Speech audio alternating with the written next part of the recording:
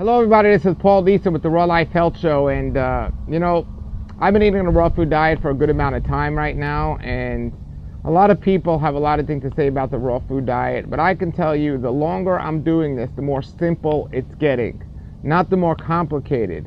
And that's what seems to happen. It seems to be like a hill, where when you first start eating the raw food diet, you start out simple, and then slowly but surely it starts getting a little bit more complicated and more complicated. You start getting into recipes, you start getting into dehydrated foods, and you start getting into raw junk foods, and then you reach a point where now you're not eating necessarily a healthy diet, you're eating a junk food, raw food diet. Going to eat recipes most nights at raw food restaurants and a whole bunch of these things. Eating even exotic fruits from other countries becomes the majority of your diet when you're at the top of this hill here. But then you start coming down the hill, and normally coming down the hill is a negative thing. But when I'm saying coming down the hill, I'm talking about coming away from the complicated raw food diet and getting more simple again, like the way you started, but now with knowledge. So you're coming down the hill now, and now you have knowledge about the raw food and what you're doing. And that's where I'm at now. I'm eating very simple. I'm eating as close to what is called a natural hygiene diet as possible, whereas the majority of my diet is fresh, raw, ripe, organic fruits, vegetables, and nuts and seeds. And even in nuts and seeds, I'm cutting back on. Now, I do still eat raw food recipes, but in a very, very smaller amount. Maybe once every 2 weeks, I might have a recipe, or every 3 weeks. For the most part, it's just fruits and vegetables. The most complicated, I think, is I might make a smoothie with maybe some bananas and some dates and berries and make a smoothie. So I'm keeping it much more simple than I ever had, and I feel better than I've ever felt. One thing I've noticed is the idea or the importance of exercise while you're eating, because your digestion will work better if you're eating at the right time. So I'm eating foods, according to the daylight diet. I don't eat at nighttime. I'm still sticking to that, and I feel amazing for that. But I'm exercising a lot more, doing a lot more running and a lot more swimming than I usually have, and even rebounding. And that's allowing me to eat more foods than I used to eat or desire to eat. And when the food choices I'm eating are healthy, that's a good thing.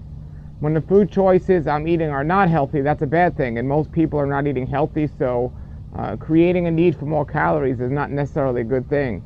So I'm eating as close as possible to a natural hygiene diet. I stopped eating or desiring to eat garlic and onions and spices and things like this. I still have a little salt in my diet, but for the most part, I'm just sticking to mostly fruit. Berries and melons might be my favorite right now because we're in the summertime, and smoothies are the most complicated thing I'm eating. And a thing that I make sure is very important that I do is I make sure I get some type of green salad in my diet every single day, or some type of greens. Usually it's just eating greens just straight. Sometimes it's through a green vegetable juice. I still do love to juice, and I juice a good amount of food. And then another thing is I don't eat every day. I take 1 or 2 days a week, and I don't eat at all. Some days that might consist of just doing a juice fast. Some days that might consist of not even doing juice. And when I feel like I'm not doing as much, or I'm not exercising, or if I'm just resting, I rest my insides as well, and I give my chance to rest. Again, basically, all of this is going with the concepts, as far as I know, to natural hygiene. And I've learned a lot from a lot of the people out there that have been doing the natural hygiene diet for a long time. So when you look at take into account fitness and exercise and eating simple, there are some people out there. I could think of maybe William Esser, Doug Graham, and Tim Trader, who are 3 people who I've interviewed over the years in my books, and I've really taken to eating similar to a way that they recommend eating, and also exercise. And I think exercising is extremely important, and I feel so much better for that. So that's just an update on what I'm doing and how I'm eating, and I still monitor my blood work. One thing I do, though, that is very important that I need to mention is I used to not do this, but now I think it's important. And some people might say, well, it doesn't go with the idea or the concept of natural hygiene, but I now take a lot of supplements, a very good amount of supplements. And yes, whole foods in a supplement form, but sometimes not even that, sometimes even more than that. The reason being is because I get my blood tested to see if what I'm doing is working for me. And I don't grow all my food, and I know not all the nutrients I'm getting from the food. Maybe it's because of the poor absorption I have, because when I was younger I had intestinal disorders, or whatever the case is.